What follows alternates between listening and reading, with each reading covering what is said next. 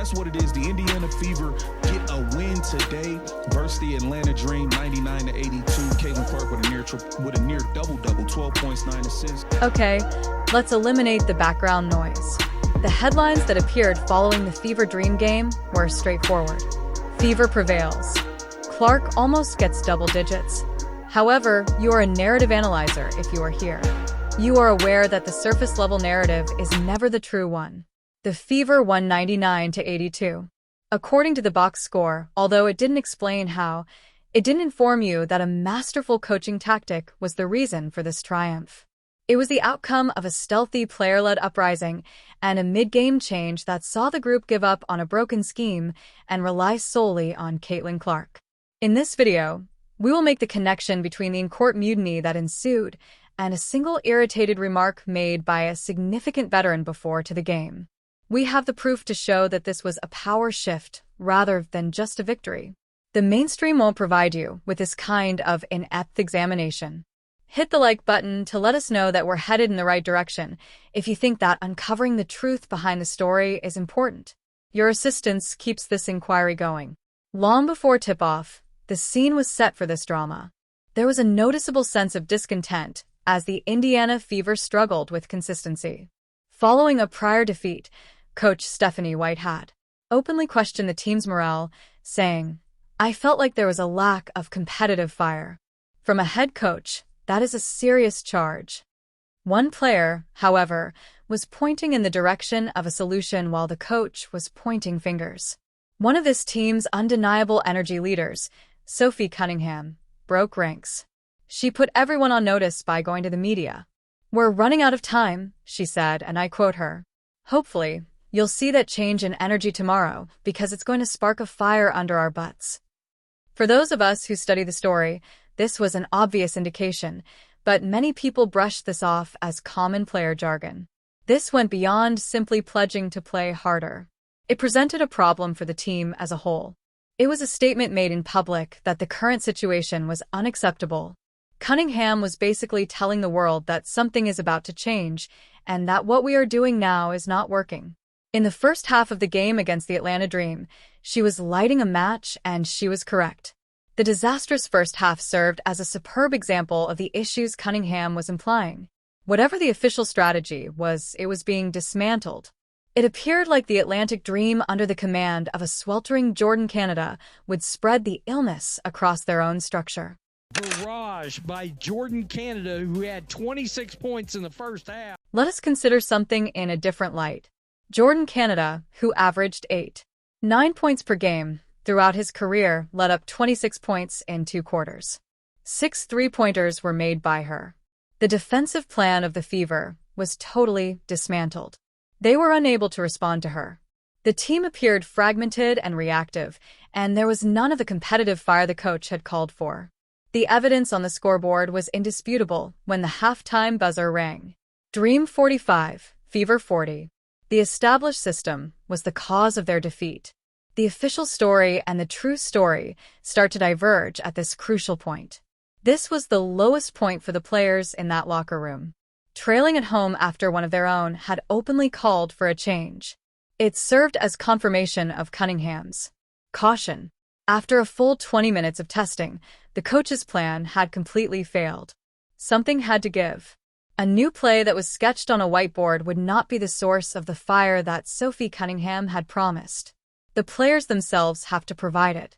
Consequently, we arrive at the crucial halftime meeting. We don't need a transcript of the conversations that took place in that locker room during halftime, but we don't have one either.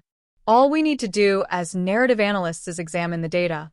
The team's play changed so drastically in the second half that it was quite astonishing.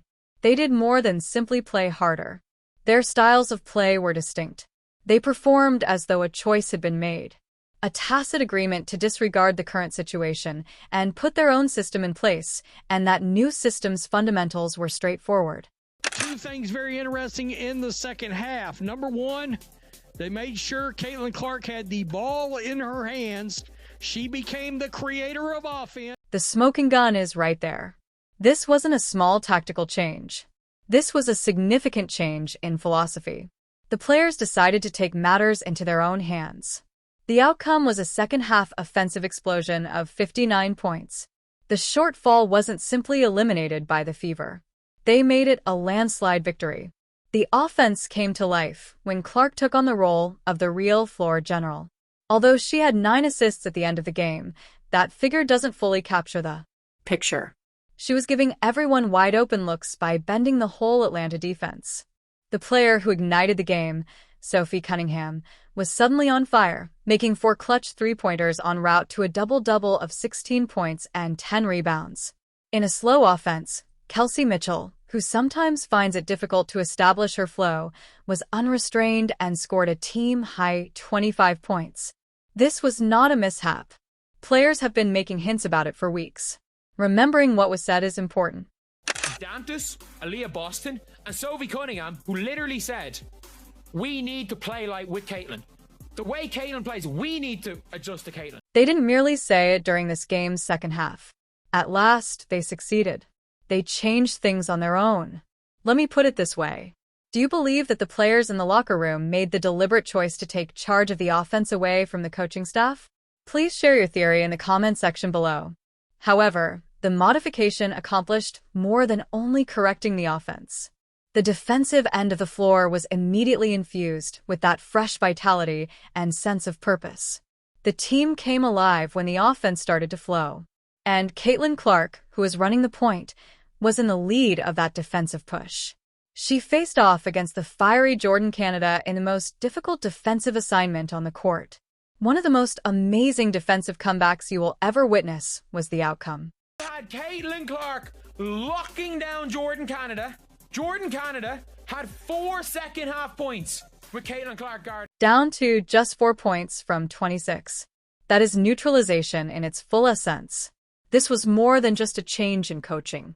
This guy demonstrated the competitive fire that the team was allegedly lacking by accepting personal responsibility for stopping the opponent's best player. It was a leadership move.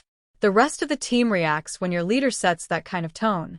Closeouts were quicker, rotations were sharper, and the dream abruptly appeared disorganized and erratic. As usual, the numbers that surpass the conventional box score provide the evidence.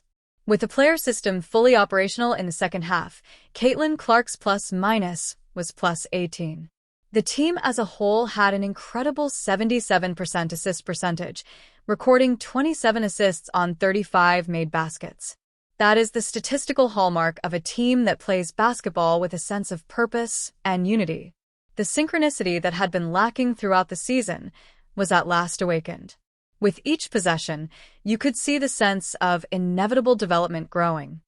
Once that started clicking, the Fever ran away with things. Sophie Cunningham was everywhere. Clark had it going with Aaliyah Boston again. Kelsey Mitchell was cooking. And all of a sudden, you look up and the Fever are lighting up the scoreboard. When a squad is finally given the opportunity to play to its strengths, that is how it appears. There is plenty of evidence. The issue was recognized by the players. They put their own solution into action, and the outcomes were nothing short of amazing on both sides of the floor. This victory wasn't a coincidence. A case study was what it was. This leads us to the awkward dilemma that the front desk is currently facing. What does this signify for Stephanie White, the coach? All right, we're entering a zone that is surfacing on fan forums and social media, but it needs to be addressed. Fans have expressed dissatisfaction with her system and demanded that she be replaced. Many have claimed for weeks that Caitlin Clark's generational talent is not suited to her coaching style. Her position becomes extremely challenging after a victory like this, one that was seemingly attained by issuing that very idea in favor of a player-led system. How can you revert to the previous method when the players have just given 24 minutes of unquestionable evidence that their method is superior? How can a coach still be in charge? Even if the squad had a huge victory, the coach might have been put on the clock. There was much more to this game than just another victory on the schedule. It marked a sea change. It was the moment the players of the Indiana Fever seized charge of their own fate after being inspired by a disgruntled teammate's public challenge. They made a halftime change that was more about a fundamental change in power than it was about excess and OS. They entrusted Caitlin Clark with both the ball and their confidence. By doing this, they not only defeated the Atlanta Dream, but also confirmed their own intuition and demonstrated beyond a shadow of a doubt that Caitlin Clark is the system. What are your thoughts on all of this? Then tell us in the comment section. Do you think the players have permanently taken over the team's offensive identity from the coaching staff, or did this revolt start as a one-time outburst of annoyance? If you value this type of in-depth analysis that goes beyond the headlines, be sure to hit the notification bell and subscribe to the channel so you don't miss our next exploration.